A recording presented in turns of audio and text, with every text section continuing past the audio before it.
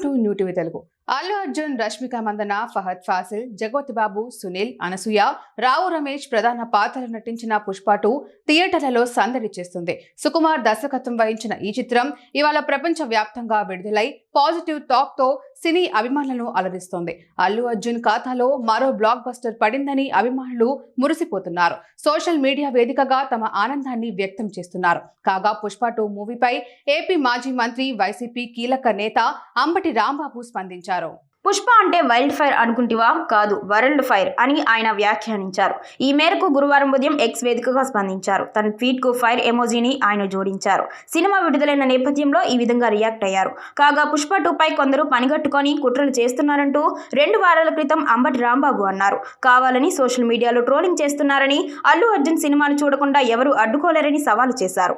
అల్లు అర్జున్ ఒక international star అని అంబటి ప్రశంసల జల్లు కురిపించారు. తాను కూడా పుష్ప 2 సినిమా చూడడానికి సిద్ధంగా ఉన్నానంటూ మీడియాతో మాట్లాడిన విషయం తెలిసిందే. మరి పుష్ప 2 ఏ రేంజ్ లో సెన్సేషన్ అవనుందో చూడాలి.